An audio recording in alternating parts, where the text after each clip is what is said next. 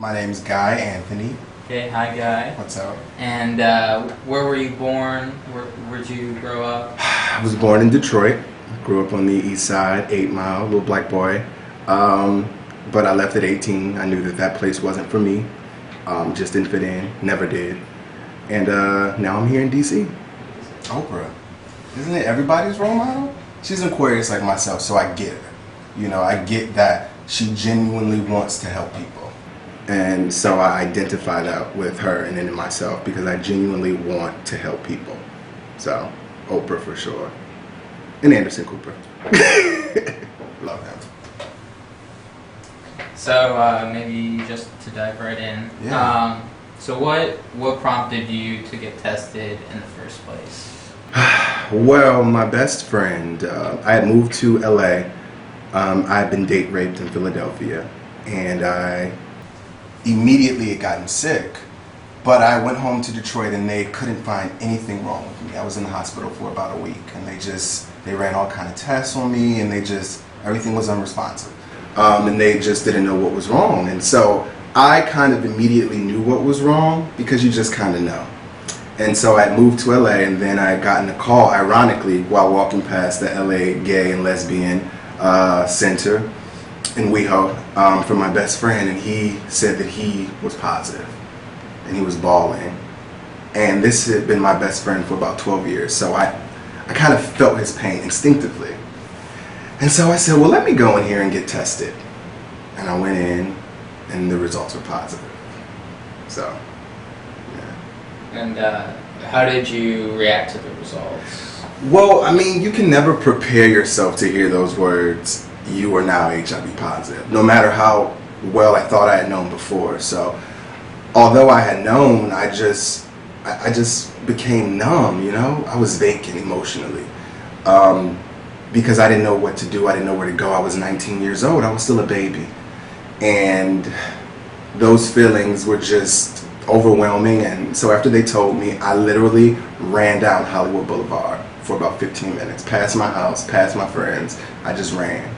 I don't know what I was running for or what I was running from, but I just ran. Physically, not so much. It's been about 6 years now. I'm just starting to physically feel the ramifications of HIV. I don't know if ramifications may be a little bit too hard of a word, but it's the truth. But spiritually, as someone who grew up in a very religious household, very religious, I just didn't know how to let that marinate. I don't know. I didn't know how to deal with it. So I kind of self-medicated with drugs, with alcohol, with sex, with risky behavior, just anything but getting into care, anything but seeking care, which obviously wasn't the right way to go. Well, I'm sure black gay men can identify, most black gay men can identify with this when I say that I grew up in a very religious household, which means that God comes first, family second, everything else third, fourth, and so on and so forth. So I was in church from Sunday through Saturday.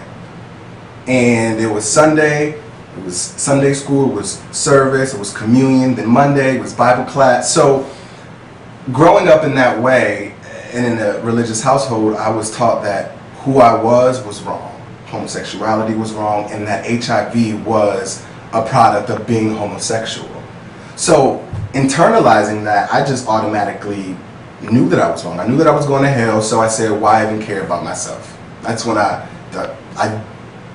jumped into drugs and alcohol and promiscuity, and it was just a really hard time for me. And just recently, maybe about a year or two ago, before I even wrote the book, is when I kind of stepped away from that faith and just decided to live my life. Like I tell people that I'm spiritual and I'm not religious.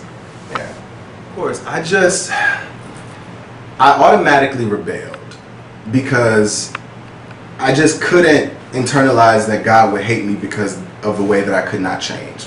I can't change this. I can't change the fact that I'm homosexual. I can't change the fact that I'm attracted to men. God knows I've tried. You know, my mom told me that I should try. She still asks me today, have I met a nice girl? Hell no, I have not, and I'm not looking for one. But I just had to kind of go away for a while and find out who I was and what God liked and what God wanted. And that's why I think it took me so long to tell anybody about my disease.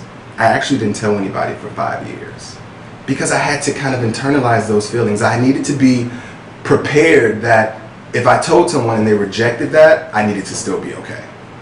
I mean, everybody's, time, everybody's length is a little bit different, but I just thought that I needed to figure out who I was before I told anybody about that. And so 5 years without telling anybody, I dealt with depression. I dealt, with self-diagnosed being bipolar. So I dealt with all those things by myself and with my counselor and with my therapist. So when I came out and when I wrote the book, I was prepared. So I do recommend that people take time, however long you need, personally, to get it right with yourself before you tell people or before you let people into your world.